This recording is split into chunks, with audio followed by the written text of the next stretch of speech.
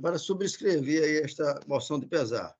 Tudo bem, meu caro Pedro, tudo bem. Faleceu agora pela manhã, foi, Foi desembargador? ontem. Ontem à noite? Foi. Ontem à tarde. Ontem à Ontem à tarde. tarde. Eu não vi, eu estava tão envolvida com o trabalho que não soube dessa notícia. É. Deus o tenha. Muita gente ontem lá, muita gente, né? Vai ser agora, o enterro vai ser agora. Eu devia até estar lá, mas não vou poder ir, né? Vai ser do cemitério São José, né? Eu irei fazer o voto de pesar, desembargador, e repasso a Vossa Mas tem que Excelência ouvir, demais só para assinarem. Só para Tá bom. formalizar, ouvir a procuradora de justiça, para formalizar o pedido. Tudo bem, doutora tudo bem. Terezinha. Não, eu integro, eu concordo integralmente, desembargador Edivaldo. É um grande jurista, um grande professor, um grande advogado, figura notável, e eu concordo integralmente com o voto de pesar.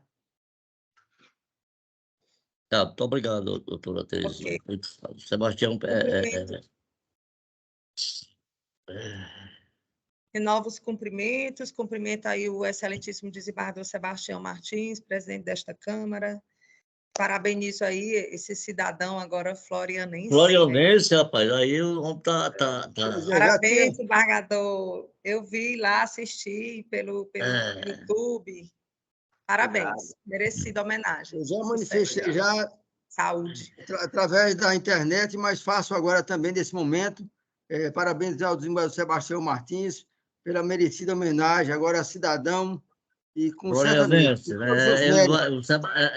Ele está ganhando do Brandão agora, viu? Está ganhando por três títulos, né? Eu? Não chega nem a metade do Brandão. Merecida homenagem, com certeza.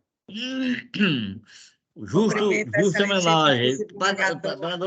Ainda tem ainda pessoa ligada a ele lá da região de Floriano, Floriano, daí.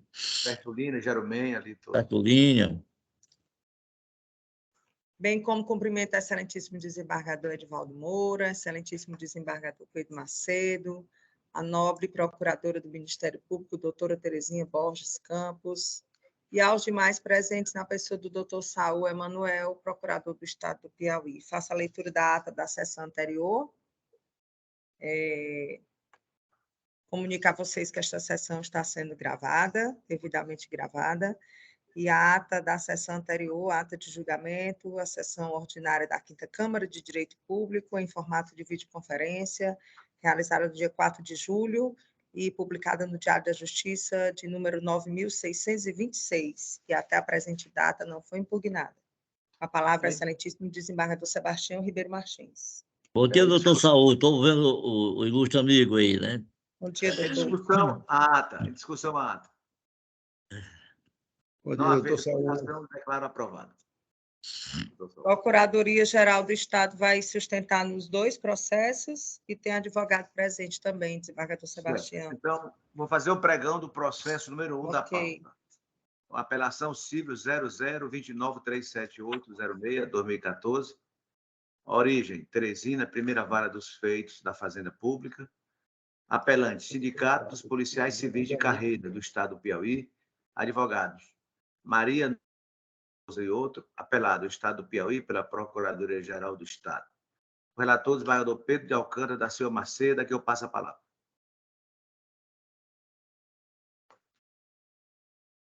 Nosso cumprimento, apresentando nosso cumprimento já anteriormente, e registro que se encontra inserido no sistema relatório. Bom, então, com a palavra inicialmente, a advogada do Sindicato dos Policiais Civis. Se estiver presente. Maria Núbia dos Santos Souza. Maria Núbia dos Santos Souza. Doutor Saúl, o senhor está com a palavra. Muito obrigado. Dirijo meus cumprimentos aos excelentíssimos senhores desembargadores Sebastião Ribeiro Martins, Pedro de Alcântara da Silva Macedo, Edivaldo Pereira de Moura, a excelentíssima senhora Procuradora de Justiça, doutora Terezinha Borges, todos os presentes todos os servidores do Tribunal de Justiça e demais presentes na pessoa da doutora Vanessa. No presente caso, o Sindicato dos Policiais Civis de Carreira do Estado do Piauí propôs uma ação coletiva, mas o processo foi extinto sem resolução do mérito, por haver constatado o juízo de primeira instância que essa entidade associativa, né, na realidade, não conta com registro perante o Ministério do Trabalho e Emprego, né? À época, atribuições que estavam inseridas na estrutura orgânica do Ministério da Economia. Essa exigência do registro do sindicato é uma exigência de índole constitucional. O próprio artigo 8º, inciso 2º, prevê que a unicidade sindical precisa ser observada, né? Diz o artigo 8º, é livre a associação profissional ou sindical, observado o seguinte: é vedada a criação de mais de uma organização sindical em qualquer grau, representativa de categoria profissional ou econômica, na mesma base territorial, que será definida pelos trabalhadores ou empregadores interessados, não podendo ser inferior à área de um município. Então, a observância dessa exigência constitucional requer que qualquer entidade sindical, para ostentar essa condição, requer e obtenha o registro perante a autoridade administrativa competente, que, no caso, são aquelas do Ministério do Trabalho. A CLT prevê, no artigo 558, parágrafo 1º, o seguinte: são obrigadas ao registro, todas as associações profissionais constituídas por atividades ou profissões idênticas, similares ou conexas, de acordo com o artigo 511 e na conformidade do quadro de atividades e profissões a que alude o capítulo 2º deste título. As associações profissionais registradas nos termos deste artigo poderão representar, perante as autoridades administrativas e judiciárias, os interesses individuais dos associados relativos à sua atividade ou profissão, sendo-lhes também extensivas as prerrogativas contidas na linha D e no parágrafo único do artigo 513. Ou seja, o dispositivo, a um só tempo, ele afirma que o registro é obrigatório e que é este registro que torna um sindicato legitimado a representar os interesses individuais dos seus daquela categoria. No caso do sindicato, não apenas os sindicalizados, mas, claro, do ponto de vista processual, a tutela se estende a toda a categoria.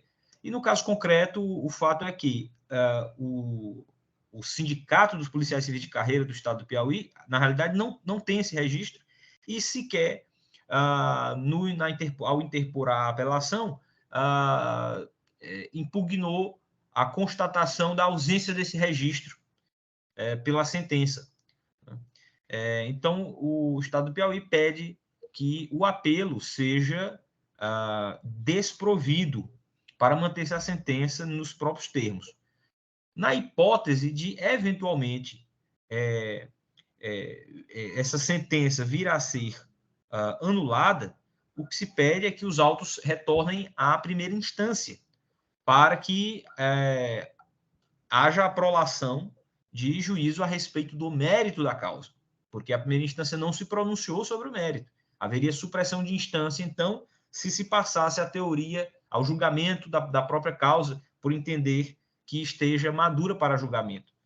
Mas, finalmente, caso a Câmara venha a proceder ao julgamento do próprio mérito, o Estado do Piauí pede que o pleito seja julgado improcedente, porque a jurisprudência desta Câmara, mas também de outras câmaras do Tribunal de Justiça, já é pacífica, no sentido de que essa pretensão de conversão em pecúnia de férias ou licenças-prêmio que não tenham sido gozadas somente é viável a partir do momento em que ocorre a aposentadoria ou a partir do momento em que o vínculo do servidor com a administração se extingue por alguma causa.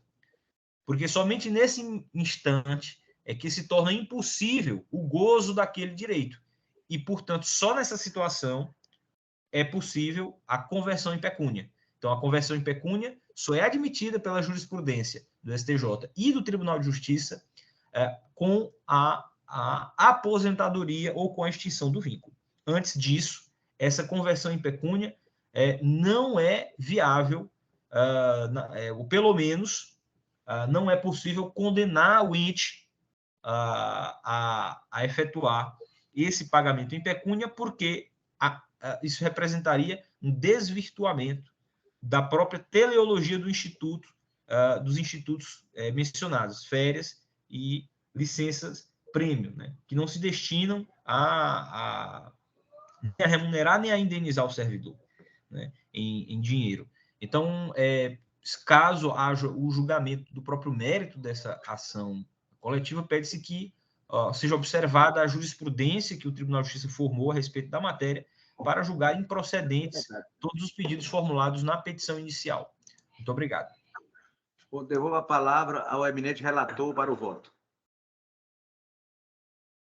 Eu vou ser bem breve, porque a questão, neste momento, não merece maiores discussões. A ação foi extinta porque o magistrado julgou extinto sem resolução de mérito por reconhecer a ilegitimidade ativa da parte autora, fecho aspas, nos termos do artigo 485, inciso 6 do CPC, e condenou, abro aspas, o requerente ao pagamento das custas processuais e honorários advocatícios, no importe de R$1.000, sob condição suspensiva. O apelante alega que, no caso do sindicato, que a sentença deve ser reformada, pois seria parte legítima para figurar no polo ativo e que deve ser aplicada a teoria da causa madura, nos termos do artigo 1013, parágrafo 3º, 1 do CPC, com o fim de reconhecer o direito reclamado. O apelado incede contra razões, rechaça os argumentos expostos e, ao final, requer o conhecimento e provimento do recurso. Vou ler o ponto que nos interessa.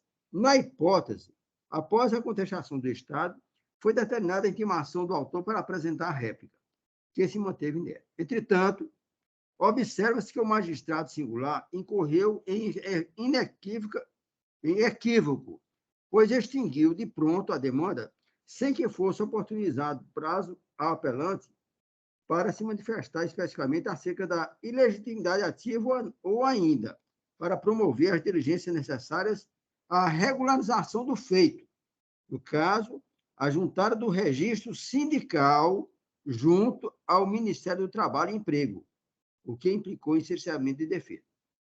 Com efeito, ainda que se trate de matéria de ordem pública, cognoscível de ofício, torna-se indispensável que as partes tenham oportunidade de se manifestar a respeito das questões sobre as quais a decisão judicial seria embasada, sob pena de violação ao princípio da não surpresa e da cooperação processual.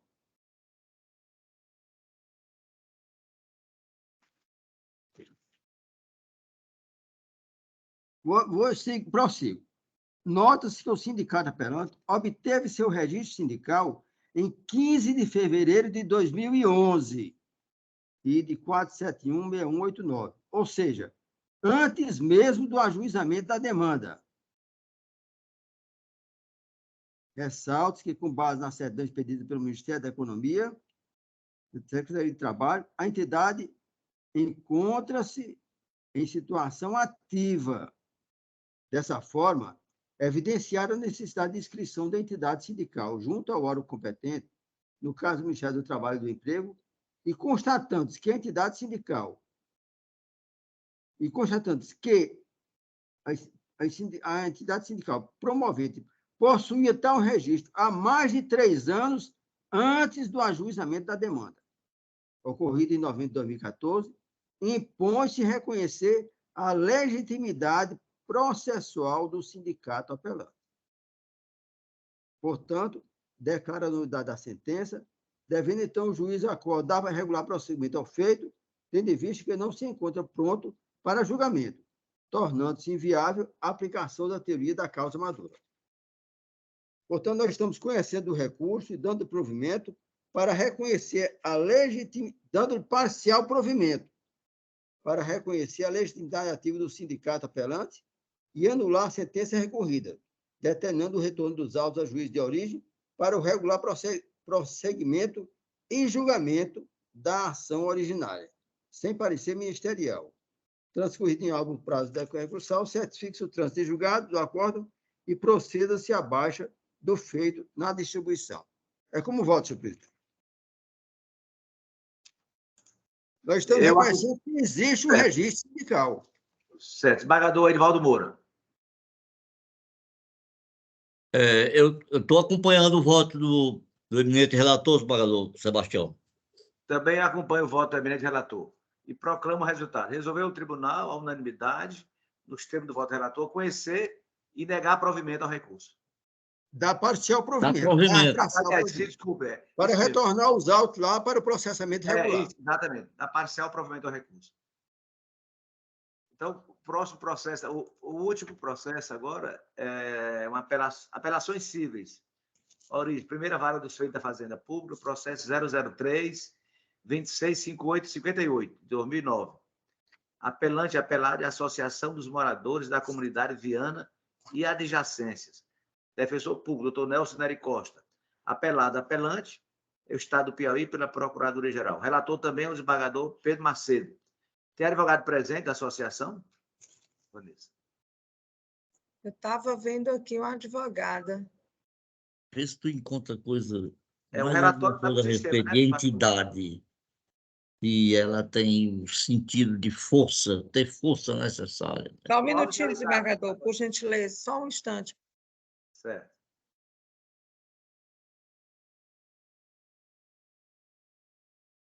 Acho que não tem, não. Então, vamos dar a palavra logo ao doutor Saul para a sustentação oral pelo prazo regulamentar. Isso, desembargador.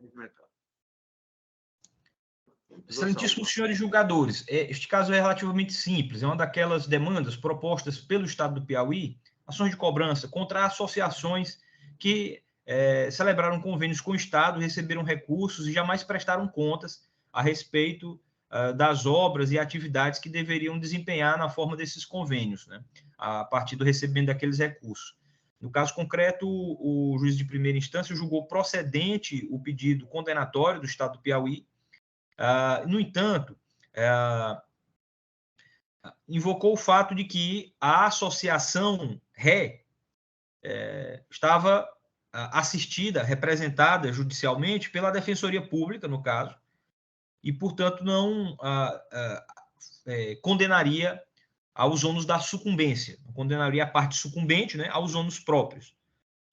E o Estado do Piauí apela apenas para invocar uma regra expressa do Código de Processo Civil, o artigo 98, parágrafo 2º, segundo o qual a concessão de gratuidade não afasta a responsabilidade do beneficiário pelas despesas processuais e pelos honorários advocatícios decorrentes de sua sucumbência, né? Na realidade, se esse beneficiário de uma gratuidade da justiça for sucumbente, ele será, sim, condenado aos ônus da sucumbência. A exigibilidade dessas obrigações é que permanecerá suspensa pelo prazo de 5 anos, até que ficará suspensa até que o credor prove que as circunstâncias de hipossuficiência que determinarão a gratuidade já não existem, pelo prazo máximo de 5 anos. Né? Essa exigibilidade permanece suspensa pelo prazo máximo de 5 anos. Depois, realmente, aí ocorre uma prescrição. Então, no caso concreto, deveria ter havido essa condenação, mesmo que se adote o entendimento de que essa associação é hipossuficiente, merece a gratuidade da justiça. Por exemplo, por estar assistida pela Defensoria, né? Então, pede-se que o apelo seja provido para reformar apenas em parte a sentença, condenando a associação ré, ora apelada, e apelante também, condenando aos ônus da sucumbência, inclusive honorários advocatícios, ainda que suspensa a exigibilidade dessas obrigações em razão da gratuidade da justiça. Muito obrigado. Eu devolvo a palavra ao eminente relator, agora para o voto. Bem,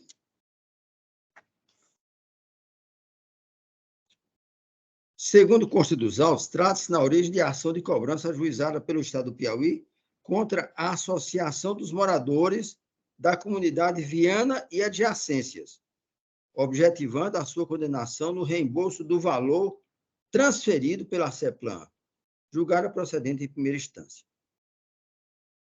No caso de exame, a associação apelante alega que, abro aspas, o apelado não qualificou a parte requerida, não obstante fornecendo as informações suficientes para qualificá-lo, nem interesse suficiente para a citação do representante legal, fecho aspas, entendendo que, abro aspas, é evidente a inépcia da peça exordial. Aduz que, abro aspas, a petição inicial falhou em cumprir os requisitos essenciais previstos no artigo 319 do CPC, não só em relação à comprovação da legitimidade passiva do apelante, mas também no que diz respeito à confirmação dos fatos alegados por meio de provas ideia de força, né? De força. Fecho aspas. Todavia, conforme destacado na sentença, nota-se que a associação, que a parte ré, está qualificada adequadamente, tanto que na petição inicial quanto no convênio, número 04/0481, e de 389/328, firmado com o Estado do Piauí, através da Secretaria de Planejamento, CEPLAN, e da Unidade Técnica PCPR2, cujo objeto era a implantação de um sistema de abastecimento de água a fim de beneficiar 31 famílias. Vale destacar que o magistrado singular rejeitou a preliminar de inépcia da inicial por entender que a associação estava devidamente qualificada. Assim, não há que se falar em inicial inépcia, visto que a associação foi indicada corretamente, além de que o contexto fático narrado delimita de forma perfeitamente lógica e clara conclusão que se extrai da documentação acostada.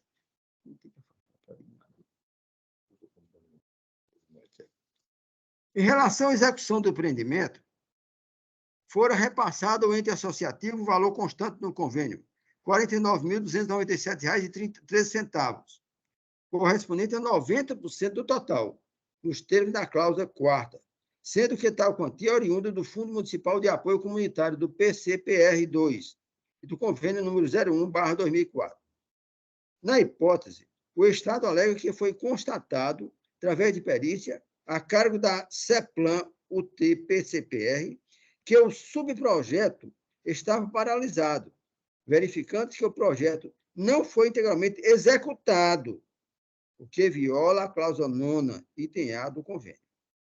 Como bem destacado pelo magistrado singular, inexiste, abro aspas, elementos nos autos que comprovem a boa utilização do recurso pela associação beneficiária do convênio, fecho aspas.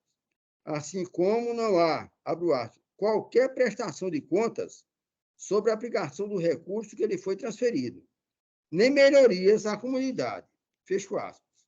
Dessa forma, se houve efetivo repasse do recurso previsto no convênio para a associação, responsável pela execução direta, ou através de terceiro, do objeto citado do ato administrativo, uma vez demonstrado que não houve o seu cumprimento, deve, então, ser responsabilizada. No caso, ficou estipulado no convênio que o não cumprimento das condições pactuadas resultaria na rescisão automática do contrato, no reembolso dos valores transferidos para a associação, além de sua exclusão como entidade representativa de beneficiários, consoante se verifica na cláusula 15ª. Conclui-se, portanto, que a obra que se destinava ao convênio não foi concluída e nem ocorreu a prestação de contas, devendo, portanto, a associação restituir a quantia percebida em razão do inadimplemento do ato administrativo celebrado. Nesse sentido, colaciona os seguintes julgados. Inclusive, aqui, do desembargador José Wilson Ferreira de Araújo.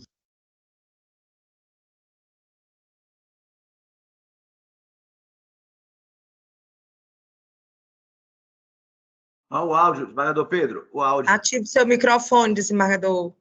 Desativou aí. Pronto.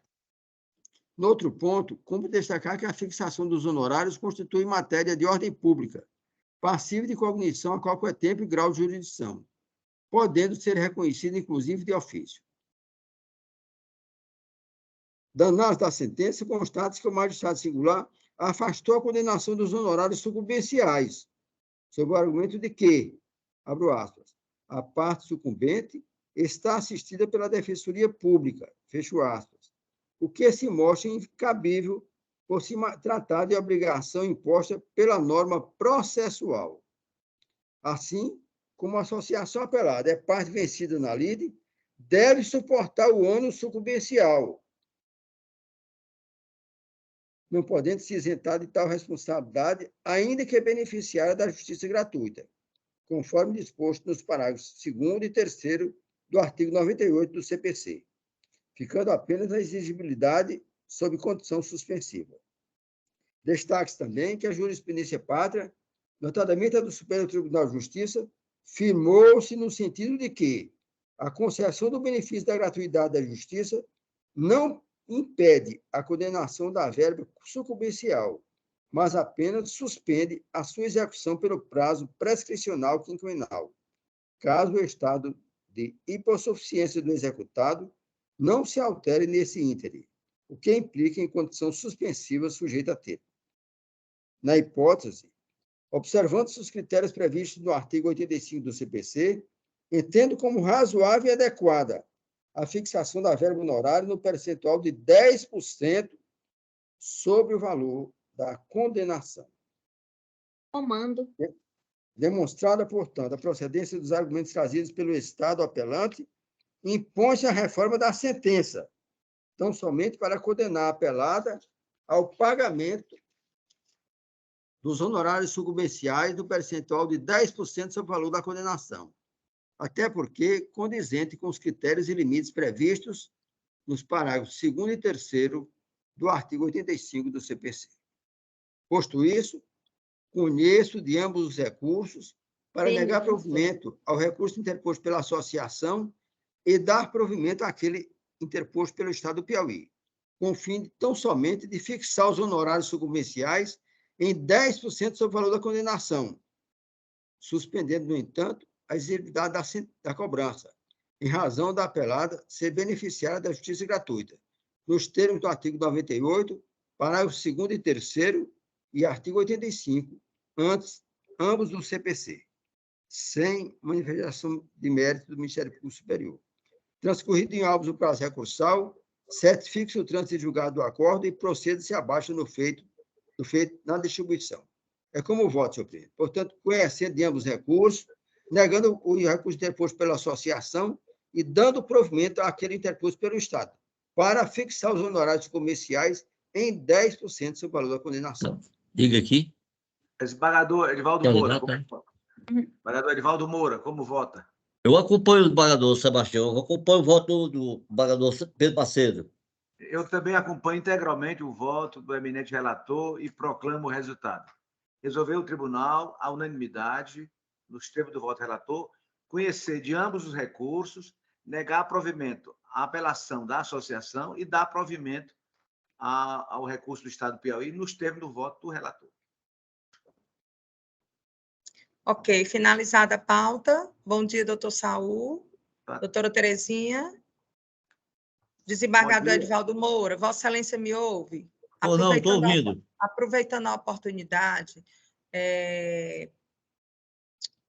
seguindo aí o que diz a Constituição, bem como a orientação do CNJ, os processos que seguem em segredo de justiça, nós vamos fazer agora uma sessão só com eles, participando somente os componentes da Câmara, bem como o Ministério Público e os advogados habilitados. Então, amanhã, a partir de amanhã, né, por determinação aqui da Secretaria Judiciária, eu irei criar 2 links de sessão. Eu vou criar um para nós iniciarmos a sessão pelos processos em segredo de justiça, e depois nós vamos entrar no outro link.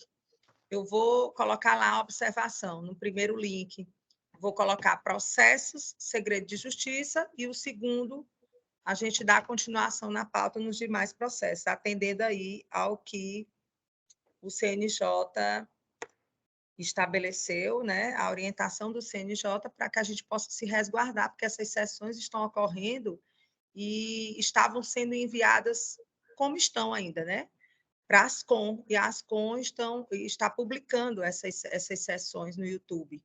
Então, essas sessões que constarem processos em segredo de justiça, elas vão ficar aqui no banco de dados do Tribunal de Justiça, e não no YouTube, preservando aí as partes e a nossa própria corte aqui, o tribunal. Tá certo? Então, amanhã, Vossas Excelências vão receber 2 links de sessão. O primeiro link, eu vou colocar lá a observação, processo, segredo de justiça, e o segundo. Terminando a sessão com os processos de segredo de justiça, a gente entra no outro link e passa a sessão pública. Tá bom? Tudo bem. Pois um bom dia para Vossas Excelências. Bom tudo dia, bom? bom dia, Um bom dia. abraço. Muito obrigado, uma boa semana. Bom dia, amigo. Muito bom Forte abraço. para nós. Bom dia, doutor Saúde. Bom dia, desembargador Edvaldo Moura. Bom dia, desembargador Sebastião.